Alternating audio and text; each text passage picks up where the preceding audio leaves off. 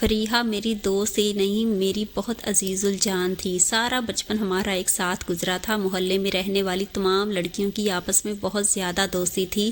ان میں سے چند کی شادی بھی ہو چکی تھی، اور جس کی بھی شادی ہوتی تھی ہم مہندی کی رات ایسے ہی اسے اپنے ساتھ گھمانے کے لیے لے جاتے تھے۔ آئس کریم کھاتے تھے اور خوب ڈھیر ساری مستی کر کے واپس آ جاتے تھے تاکہ یہ رات ہمیں یاد رہے۔ لیکن میری فیملی زیادہ لبرل سوچ نہیں رکھتی تھی، اس لیے میری ماں نے تو شادی کے 10 دن پہلے ہی مجھ پر پابندیاں لگا دی تھیں کہ خبردار جو تم نے باہر جانے کا نام بھی لیا تھا۔ یہ سب شادی سے پہلے ٹھیک نہیں ہوتا، بلکہ میری ماں تو مجھے کمرے سے باہر بھی نہیں نکلنے دیتی تھی۔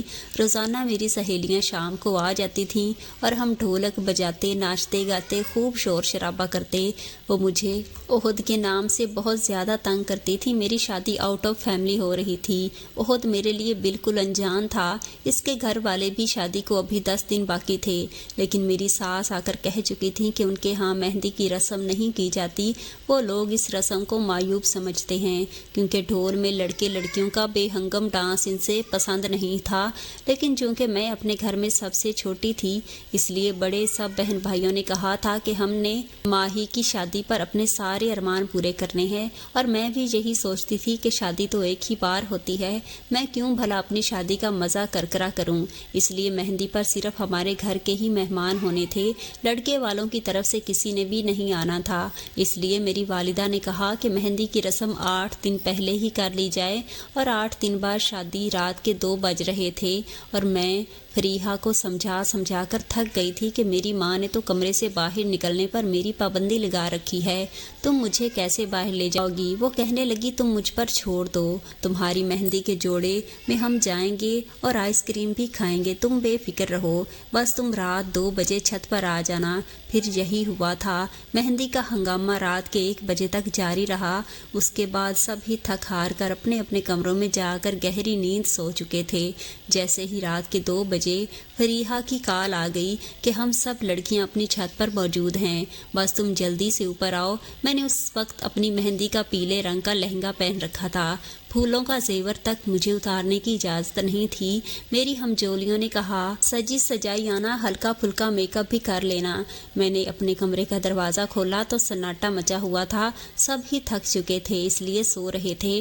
میں دبے قدموں سے چلتی ہوئی چھت کی جانب آئی، دھیرے دھیرے سیڑھیاں چڑھتی۔ جیسے ہی چھت پر پہنچی میری ساری افلاطون سہیلیاں فریحہ کی چھت پر موجود تھی۔ مجھے دیکھ کر دبی دبی ہنسنے لگی۔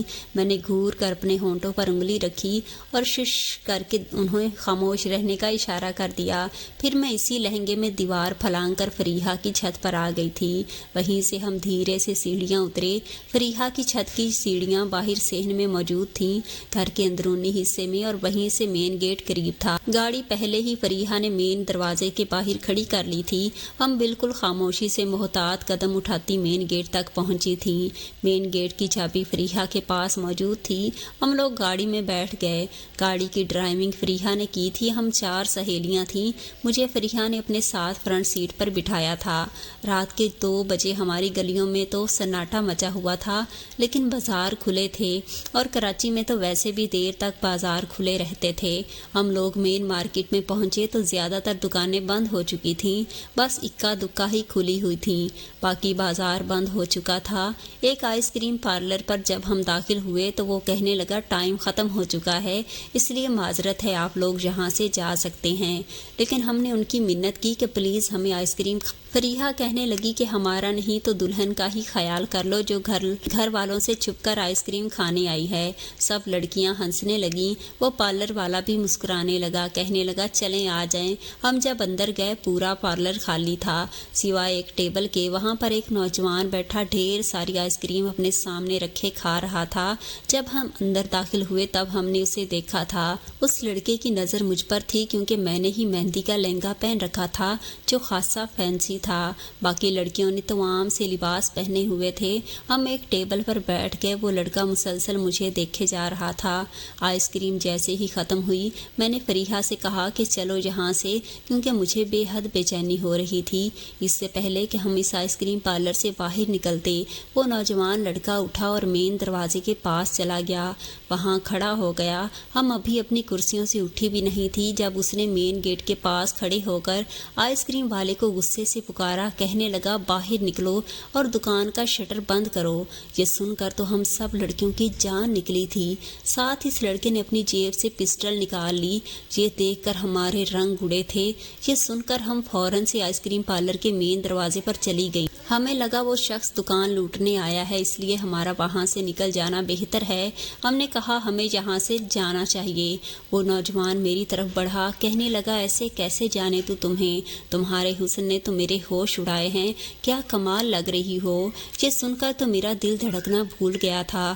یہ کہنے کے بعد اس نے آئس کریم پارلر کے مالک سے کہا تم باہر چل کر شٹر بند کرتے ہو یا میں تمہارا بھیجا۔ اس نے اپنی بندوق اس آئس کریم پارلر کے مالک کے سر کی طرف تان کر کہا۔ وہ نوجوان ڈر گیا اور میری دوست بھی گھبرا گئی تھی۔ میرا تو یہ حال تھا کہ میں تو رونے کو تھی۔ میں نے کچھ سنبھل کر کہا کہ تم جانتے نہیں ہو میرا بھائی پولیس میں ہے، چھوڑ دو مجھے ورنہ میں تمہیں چھوڑوں گی نہیں، پولیس کے حوالے کر دوں گی۔ مجھے اس وقت یہی بہانہ ٹھیک لگا تھا۔ یہ سن کر وہ نوجوان تعجب سے مجھے دیکھنے لگا، کہنے لگا اچھا تو تم مجھے پولیس کے حوالے کرو گی۔ اس نے مجھے بازو سے پکڑ کر پیچھے کیا اور دروازے سے ہٹ گیا۔ اس دکاندار سے کہنے لگا جاؤ باہر اور جو کہا ہے وہ کرو۔ پھر میری سہیلیوں سے کہنے لگا کہ سامنے ٹیبل پر بیٹھ جاؤ، اپنی اس خوبصورت سہیلی کو اپنے ساتھ لے کر جانا ہے نا شادی۔ اس سے میں یہ بتاتا ہوں کہ شادی والے دن سہاگ رات کیسے منائی جاتی ہے۔ یہ سن کر میری جان لبوں پر آئی تھی۔ میری دوست بھی اس سے کہنے لگی کہ خدا کے لیے ہمیں جانے دو، ہم تمہیں اپنے موبائل اور پرس میں جتنے بھی پیسے ہیں وہ سب دینے کو تیار ہیں۔ وہ کہنے لگا نہیں پیسے نہیں چاہیے، یہ لڑکی چاہیے۔ میں نے اس کے سامنے ہاتھ جوڑ دیے، میں نے کہا مجھے جانے دو، تمہیں اللہ کا واسطہ ہے مجھے برباد مت کرو۔ میری سن کر وہ ہنسنے لگا، کہنے لگا کیوں، ہونے والا شوہر کیا ڈی ایس پی ہے؟ وہ ایک ایک قدم میری جانب بڑھا رہا تھا اور میں خوف کے مارے کانپ رہی تھی۔ کہنے لگا اب تو مجھے ضد ہو گئی ہے، میں دیکھنا چاہتا ہوں کہ یہ لڑکی مجھے کیسے پولیس تک پہنچاتی ہے، میں اسے کسی قیمت پر نہیں چھوڑوں گا۔ وہ ابھی بات کر ہی رہا تھا کہ جب دکان کا شٹر بند ہوا تھا میری دوستیں بار بار اس نوجوان سے کہنے لگیں ہمیں جانے دو، تو اس نے بندوق ان کی طرف تان لی، کہنے لگا زیادہ بکواس کی تو تم لوگوں کو بھی گولی مار ڈالوں گا، چپ چاپ ٹیبل پر بیٹھو۔ وہ تینوں ٹیبل پر بیٹھ گئیں۔ وہ نوجوان اب میری جانب بڑھ رہا تھا۔ میں نے کرسی اٹھائی اور اسے مارنے کی کوشش کرنے لگی، لیکن اس نے اس کرسی کو پکڑ کر ایک طرف پھینکا تھا۔ کہنے لگا اگر تم نے کوئی بھی مزاحمت کرنے کی کوشش کی تو یاد رکھنا تمہاری عزت کا جنازہ نکال کر رکھ دوں گا، تمہیں صبح سے پہلے نہیں چھوڑوں گا، لیکن اگر تم نے میری بات مان لی تو میں بہت جلد مجھ سے خلاصی مل جائے گی، تم واپس چلی جانا، شادی منانا۔ اس کے لہجے اور انداز سے لگ رہا تھا جیسے وہ نشے میں ہو کر کہنے لگا کو کانوں کان خبر نہیں ہوگی، لیکن مجھے یہ بات منظور ہی نہیں تھی، میں کیسے کوئی گناہ کر سکتی تھی۔ میں نے کہا تم مجھ سے دور رہو، تمہیں زندہ نہیں چھوڑوں گی، لیکن اس شخص نے بڑی بے دردی سے مجھے اپنی ہوس کا نشانہ بنایا تھا۔ میرا چیخنا چلانا اور میری سہیلیوں کی سسکیاں بس یہیں مجھے آئس کریم پارلر میں سنائی دے رہی تھیں۔ اپنی خواہش پوری کرنے کے بعد وہ شخص کہنے لگا اگر تم یہ سب کچھ شرافت سے ہونے دیتی تو میں تمہیں بخش دیتا، لیکن اب میں تمہاری برہنہ کمر پر ایک ایسی نشانی لگاؤں گا کہ تمہارا شوہر شادی کی رات ہی اسے دیکھ کر تمہاری حقیقت سے آشنا ہو جائے گا۔ یہ کہنے کے بعد اس نے اپنی جیب سے ایک پلیٹ نکالا۔ میں اس وقت ویسے بھی بالکل بے جان ہو چکی تھی۔ اس شخص نے مجھے اپنے جنون کا نشانہ بنایا تھا۔ مجھ میں اپنی سکت نہیں تھی کہ میں مزید مزاحمت کر سکتی۔ اس نے میری کمر پر نہ جانے کیا لکھا تھا کہ میں درد کی شدت سے بلبلا اٹھی۔ اس کے بعد وہ میری دوستوں سے کہنے لگا کہ جاؤ لے جاؤ اسے۔ میرے دوستوں مجھے گاڑی تک لے کر گئی تھی۔ مجھے یہاں آنے پر پچھتاوا ہو رہا تھا، کاش کہ میں نے اپنی ماں کی بات نہ ٹالی ہوتی، اپنی دوستوں کی بات نہ مانتی، رات کے اس پہر اپنی مہندی کے جوڑے میں باہر نہ جاتی، بلکہ باہر ہی نہ جاتی۔ میری سہیلیاں بھی بری طرح سے رو رہی تھیں، مجھ سے معافی مانگ رہی تھی، لیکن میں گم سم بیٹھی تھی۔ رات کے 4:30 بج چکے تھے۔ فریحہ کی چھت سے میں اپنی چھت میں آ گئی اور اپنے کمرے میں آ کر بیٹھ گئی، پھر اپنی قسمت پر پھوٹ پھوٹ کر رونے لگی۔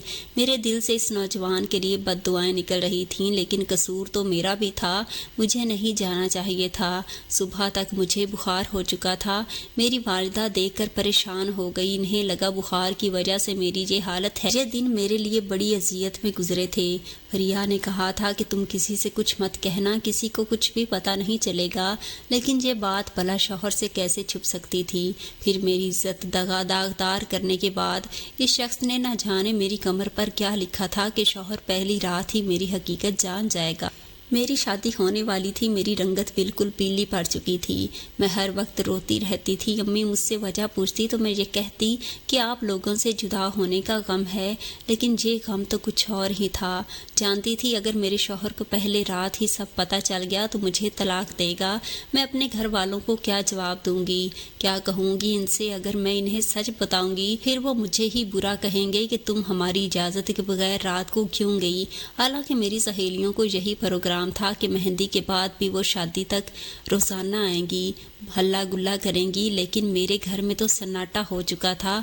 یہ میرے اندر کا سناٹا مجھے ہر جگہ ہر چیز سے بیگانہ کر دیا تھا۔ میرے دل سے صرف اس نوجوان کے لیے بد دعا نکل رہی تھی، خدا کرے وہ مر جائے یا اس کے ساتھ بھی کچھ ایسا ہو کہ وہ تڑپتا رہے، اذیت برداشت کرتا رہے، روئے، موت مانگے لیکن اسے موت نہ ملے۔ میں جتنی بد دعائیں اسے دے سکتی تھی دے رہی تھی۔ اس شخص نے میری زندگی برباد کر کے رکھ دی تھی۔ جانتی تھی کہ میری شادی کا انجام کیا ہونے والا ہے۔ جیسے جیسے میری شادی کے دن قریب آ رہے تھے مجھ پر ایک خوف طاری تھا۔ شادی کے دن بھی دلہن بنی بیٹھی میں خوف کے زیر اثر تھی۔ سب لوگ ہنس رہے تھے، باتیں کر رہے تھے، میری تعریفیں کر رہے تھے، لیکن میں بالکل گمسم تھی۔ حالانکہ میں نے احد کو پہلے نہیں دیکھا تھا، بس ایک بار اس کی تصویر دیکھی تھی۔ شادی سے کچھ دن پہلے تک مجھے اپنے شوہر کو دیکھنے کا بہت اشتیاق تھا۔ میں دن گنتی تھی اپنی شادی کے، لیکن آج میں چاہتی تھی کہ یہ سارا منظر میری آنکھوں کے سامنے سے غائب ہو جائے، جب پھر وہ واقعہ کوئی خواب بن جائے، اس کا حقیقت سے کوئی تعلق نہ ہو۔ لیکن میرے اختیار میں کچھ نہیں تھا۔ رخصتی کے وقت بھی میں مرے مرے قدموں سے اپنے گھر سے رخصت ہوئی تھی۔ گاڑی میں میری دونوں نندیں میرے برابر بیٹھی تھیں اور میرے ساتھ ہنسی مذاق کر رہی تھیں، لیکن میرے چہرے پر مسکراہٹ غائب تھی۔ میں اپنے سسرال پہنچی تو میرے کمرے میں بٹھایا گیا۔ اس وقت میرا دل یوں تھا جیسے خوف کے مارے ختم ہو جائے گا۔ میرا جی چاہا کہیں سے کوئی مجھے زہر لا کر دے اور میں کھا کر مر جاؤں۔ کیا جواب دوں گی میں اپنے شوہر کو؟ میں نہ تو پاک دامن تھی، اس لیے سوچا کہ اپنی آنکھیں بند کر کے ساری حقیقت اپنے شوہر کو بتا دوں، لیکن پھر مجھے اپنے معاشرے کے رویے یاد آنے لگے۔ ایسی لڑکیوں کے بارے میں کوئی بھی سچ نہیں مانا جاتا، بلکہ اسی کو بدنام کر کے دھکے دے کر نکال دیا جاتا ہے۔ میرا شوہر بھلا کیوں ایسی لڑکی کے ساتھ زندگی گزارے گا جو پہلے سے ہی داغدار ہو؟ اور میں یہ بھی نہیں کہہ سکتی کہ اس نے میرا بالکل قصور نہ تھا۔ میرا قصور بس یہ تھا کہ مجھے رات کے وقت گھر سے باہر نہیں نکلنا چاہیے تھا۔ میں یہی سوچ رہی تھی کہ جب کمرے کا دروازہ کھلا، احد اندر داخل ہوا تھا۔ میں نے ایک نظر اسے دیکھا، کافی سنجیدہ سا نوجوان لگ رہا تھا۔ بڑی خاموشی سے آگے میرے سامنے بیٹھ گیا۔ میں اپنے اندر یہ ہمت مجتمع کرنے کی کوشش کر رہی تھی کہ اسے سچ بتا دوں، پھر چاہے وہ مجھے جو مرضی سزا دے، میں اس سزا کو قبول کر لوں گی، لیکن اس کے ساتھ بے ایمانی کا رشتہ نہیں نبھا سکتی۔ لیکن میرے کان میں بار بار اپنی سہیلیوں کی بات گونج رہی تھی، کہہ رہی تھیں کہ شوہر کو کبھی بھی اپنے ایسے حادثے کے بارے میں مت بتانا، وہ کبھی تمہاری بات پر یقین نہیں کرے گا، اسے ایک حادثہ سمجھ کر فراموش نہیں کرے گا، ہو سکتا ہے اسے پتہ ہی نہ چلے اور تمہاری زندگی سے یہ کانٹا نکل جائے، لیکن اگر تم نے ایسے سب کو سچ بتا دیا تو ممکن نہیں کہ تمہاری زندگی میں آسودگی۔ میں جب سے یہی سوچ رہی تھی کہ کیا فریحہ کی بات مان لوں یا وہ کروں جو میرا دل کہہ رہا ہے۔ میرا دل کہہ رہا تھا کہ جھوٹ مت بولو، سچ بتا دو، لیکن میری زبان تھی کہ بولنے سے قاصر تھی۔ میرے دماغ میں سارے لفظ گڈمڈ ہو چکے تھے، لگتا تھا کہ میرے پاس کہنے کے لیے الفاظ نہیں بچے۔ کیا کہتی، کیسے کہتی، کہاں سے شروع کرتی؟ میں اپنی سوچوں کے تانے بانے بن رہی تھی جب میرے سرد ہاتھ پر ओहद के गर्म हाथ की हिद्दत ने मुझे चौंकाया था। मुझे समझ नहीं आ रही थी कि क्या करूं। उसने मेरा हाथ थामा और अपने लबों पर लगा लिया। कहने लगा, तुम्हारी तस्वीर जब देखी थी तो तुम मुझे बहुत अच्छी लगी थी। फिर तुम्हारी आदत के बारे में जब मेरी बहनों ने मुझे बताया तो मैं गायबाना तौर पर तुम्हारी मोहब्बत में गिरफ्तार होने लगा। कुछ रिश्ते का तकाजा भी ऐसा था कि कुछ तो मेरी आइडियल भी थी। ये कहते थे वे उसने मुझे रुनमाई की अंगूठी पहनाई थी। कहने लगा, मेरी ख्वाहिश है कि ये अंगूठी तुम कभी मत उतारना। और मेरा दिल मुट्ठी में जैसे दबोचा जा रहा था। मेरा शौहर मुझसे मोहब्बत करता था और हर औरत की तरह मैं भी चाहती थी कि उसकी मोहब्बत में कमी ना आए। लेकिन अगर मैं उसे सच बता देती तो ये यकीनन उसका रवैया यकसर मुख्तलिफ होता। वो मुझसे प्यार मोहब्बत की बातें कर रहा था, लेकिन मेरा दिमाग कुछ और ही सोच रहा था। आहिस्ता आहिस्ता उसने मेरे जेवरात को उतारना शुरू किया, लेकिन ऐसे मौक़े पर भी मेरे चेहरे पर कोई मुस्कुराहट न थी। जैसे ही उसने लाइट बंद की तो ये दम मुझे मध्यम सी रोशनी की। मुझे लगा कि बस अब मेरा राज फाश हो जाएगा। वो मुझे एतमाद देने की कोशिश कर रहा था। कहने लगा, निकाह का रिश्ता सदियों से चला आ रहा है, हमारे नबियों की सुन्नत है। अल्लाह ताला ने मियाँ बीवी के रिश्ते में बाहमी मोहब्बत रखी है। इन बातों से इसने इब्तिदा की थी। मैंने कहा, लाइट बुझा दें। कहने लगा कि नहीं, इतनी लाइट रहने दो, मुझे बिल्कुल अंधेरे में नींद नहीं आती। लेकिन जैसे ही उसने मुझे हाथ लगाया, उसका हाथ उसी जगह लगा जहां मेरे ज़ख्म लगाया गया था। इस गलीज़ शख्स ने ब्लेड के साथ बड़ा गहरा ज़ख्म लगाया था। कमर पर क्या था, इन दिनों में इस ज़ख्म ने मुझे बेचैन कर रखा था।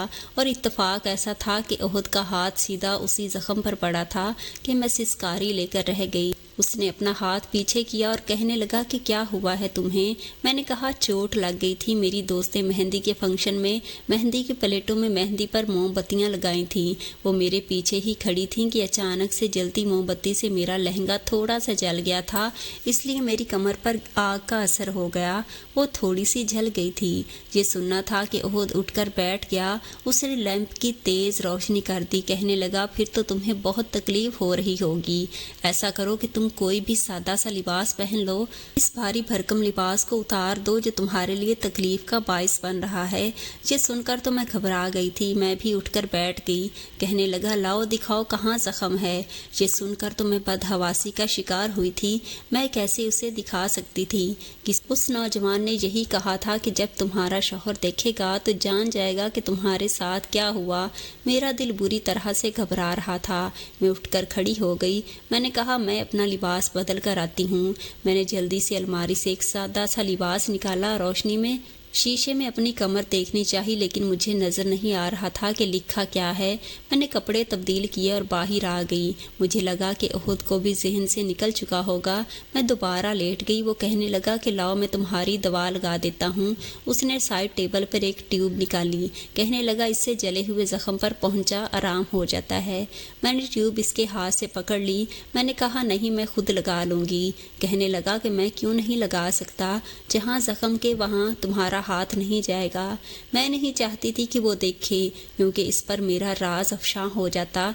मैं तो चाहती थी कि ये वक्त जैसे जैसे गुजर जाए, लेकिन मेरे बार बार कहने पर भी वो ना माना। मैंने अपनी आंखें बंद कर लीं, खुद को अपनी किस्मत के हवाले कर दिया। मैं जितनी कोशिश कर सकती थी। अब अगर मेरी किस्मत में मेरे घर का टूट जाना ही लिखा था तो मैं क्या कर सकती थी। जैसे ही उसने मेरी कमीज़ ऊपर किया, वो कुछ देर तक मेरा ज़ख्म देखता रहा, कुछ नहीं बोला। फिर फ़ौरन से उसने मेरी कमीज़ नीचे कर दी।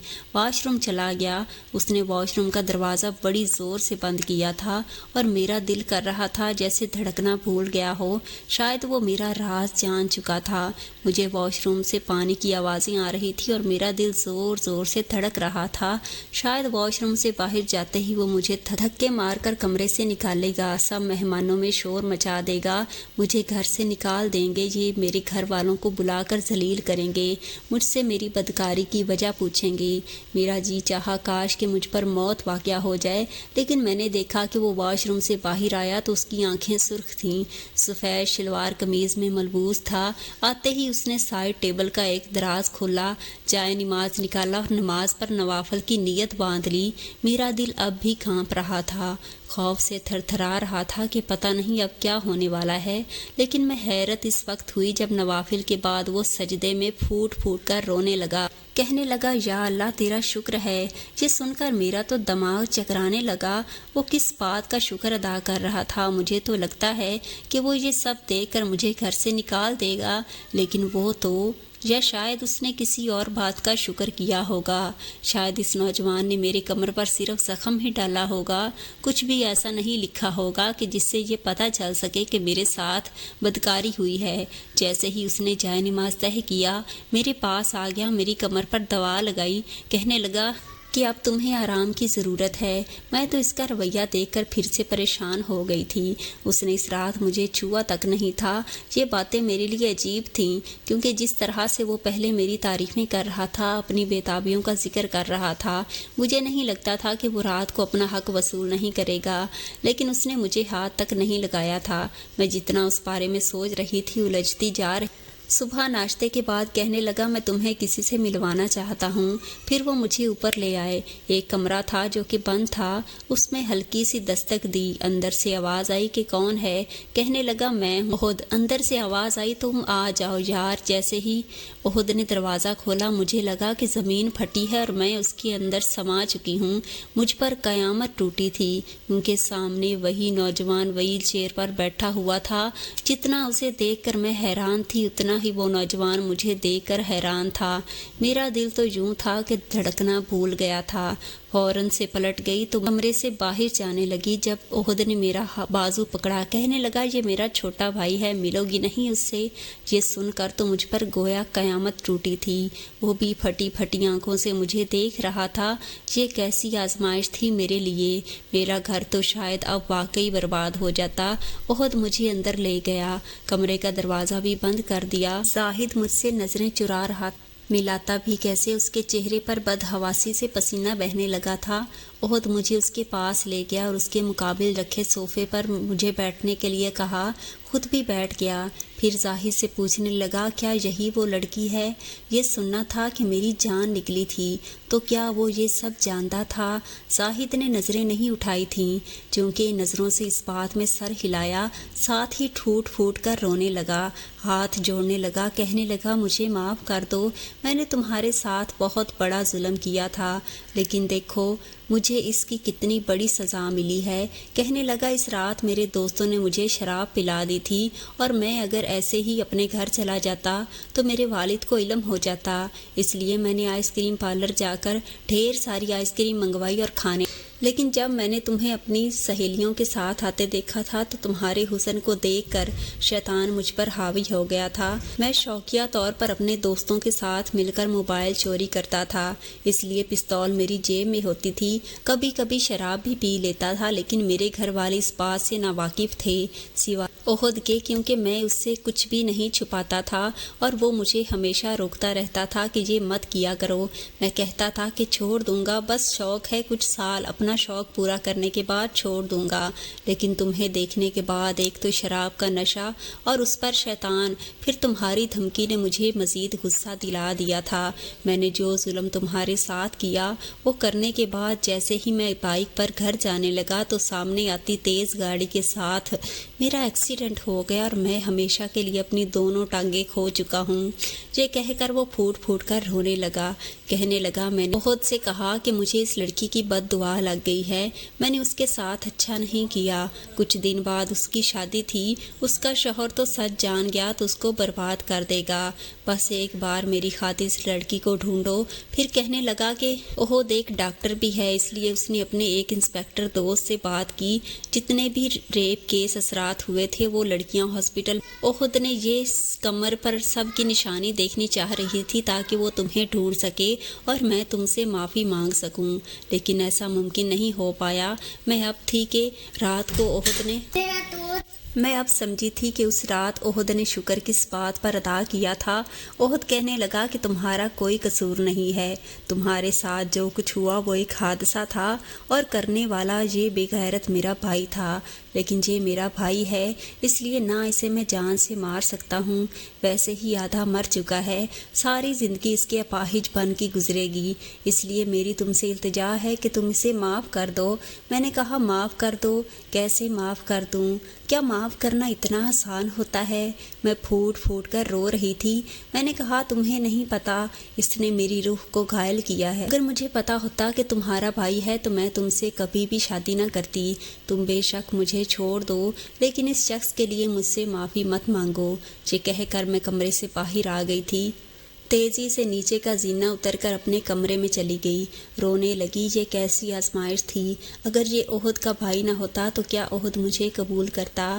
میں آپ سے پوچھتی ہوں، کیا اگر احد زاہد کا بھائی نہ ہوتا تو وہ مجھے قبول کر لیتا؟ یا معاف کرنا اتنا آسان ہوتا ہے؟ کیا میں نے اسے معاف کر کے اچھا نہیں کیا؟ مجھے اپنی رائے کا اظہار کمنٹ میں ضرور کیجیے گا، اور اس طرح کی مورل کہانیاں سننے کے لیے ہمارے چینل کو ضرور سبسکرائب کیجیے۔ ملتے ہیں کل ایک نئی کہانی کے ساتھ۔ اللہ حافظ۔